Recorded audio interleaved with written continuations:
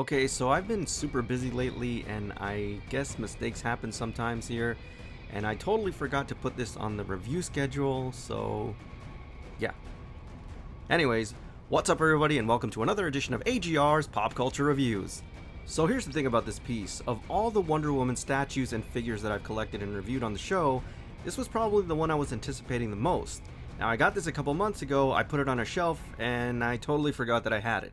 Just recently, I was going through the inventory and trying to clean some stuff out, and this thing popped out. So, this is why it's so important to have a review schedule, and as I produce this show, sometimes I get a little bit backed up. Anyway, happy accidents are actually pretty cool, because as you're going through your inventory, you pull out a box, one of them falls on your head, just like this one did, and as I looked at the box, I said, holy shit, I actually have this figure. But then after the initial euphoria wears off, reality kicks in. And I forgot to review this. Shit. So today we're going to be reviewing Hot Toys Wonder Woman training version, the 1/6 scale figure. Let's take a closer look. So you know an actress is beautiful when even her 1/6 scale figure is absolutely gorgeous. And this is one such occasion. The head sculpt on this piece is magnificent and a perfect recreation of what we see in the film. I mean, just look at that. That is Gal Gadot. All the facial features here are so impressive, and I especially love the eyes. I'm also glad that they went with a sculpted hair this time because, I don't know, sometimes when they use actual hair it looks really messed up, and this one really fits the hair mold, so they did a really great job here. Now this exquisite attention to detail also extends to the midsection and definitely in the upper torso of this piece. Now the armor here is beautiful. It's this wonderful mix of bronze and gold which looks fantastic. The straps look like actual leather. They just did a really great job in terms of the overall color palette. I also love the fact that the muscular structure is very well done here. Skin tone is perfect. It has this nice olive color to it, and they really did a good job in accentuating certain aspects of her upper torso. Overall, it's really well done. Now, I've said this before with other Hot Toys pieces, but it is worth mentioning that they always use some of the best fabrics I've seen on 1/6 scale figures. Now, the pleated skirt here is magnificently done, and it looks like it's just a smaller version of something that someone would actually wear. Now, I'm not sure if the camera is actually picking this up, but there are subtle textures there, and you'll notice that there are variations in the striations of the actual fabric. The muscular structure is done so well here, especially given the fact that it's a full rubber body suit.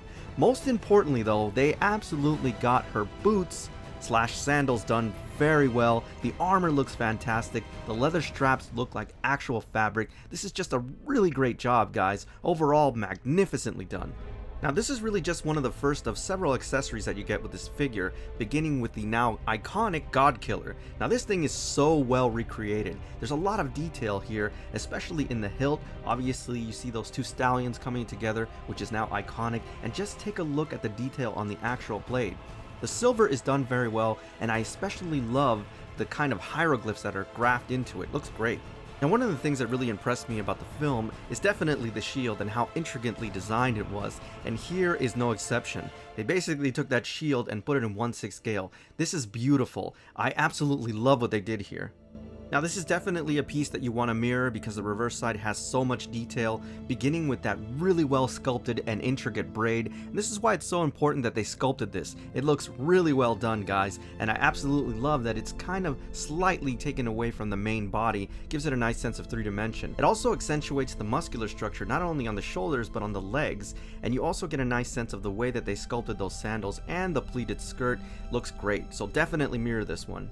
Now with regard to the base, I'm really liking the art style and direction that they went here, and really what they did was fusing the old and the new. Now there's definitely an homage to the 1970s TV show with those stars on the right, which look really great, guys, and they really pop out. And then you have the name of the character, Wonder Woman, the training version, and then of course the logo that we know now, the more modern logo, which is now part of the Wonder Woman film. Now overall they did a really good job, and I have to say, it's a pretty small footprint relative to the piece. Now this is probably one of the coolest aspects of this piece, and if you remember in the film when Wonder Woman finally became Wonder Woman, so to speak, she went into that chamber or tower that she climbed on, and she took out the God Killer from that really intricate stand, which is cool, and we get that as well here. It's a really nice color to it, this nice mix of bronze and gold, just like her armor, and the God Killer fits right into it, and it's really cool, guys, and I'm so excited to be able to display it this way because I thought that was a really cool aspect of the film. Now fortunately with this piece you're also given some additional weaponry, mainly the bow that we see in the film, and this is pretty ornate. It's very well recreated, and I have to admit Hot Toys really did their homework on this because this looks exactly like what you see in the film. What I really like about this bow is the subtle details and that gold leafing, which is really nice. Now the bow is fully functional, but I wouldn't kind of put too much pressure on it. You also get 3 additional arrows for various poses if you want to do that, but I would just be careful with that, guys. I think these are more ornate. Now fortunately this piece also gives you a few options in terms of the armor sets and how to display them. If you recall from the film, she did have an arm bracelet, but most importantly you're also given those 2 light up gauntlets, so to speak. If you recall in the film, she actually clanged those together, making that force push, and they are translucent to signify that they do kind of light up or are special or have special abilities, so that's pretty cool.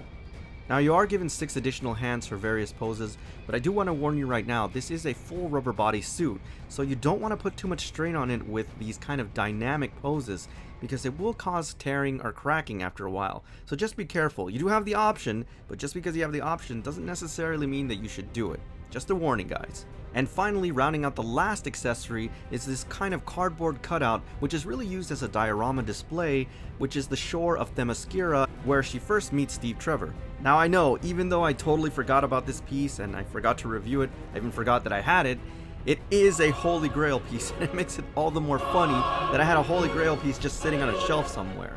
So I do highly recommend it, and it is getting harder and harder to find, guys. So definitely pick this one up, because of all the Hot Toys Wonder Woman figures, this is probably the most unique. Now before I go, I just want to thank the folks over at Sideshow Collectibles for sending this wonderful piece over for review. Alright everybody, so that's my official review on the Hot Toys Wonder Woman training version, the 1/6 scale figure. As always, I thank you for tuning in, and I'll see you on the next AGR's Pop Culture Reviews.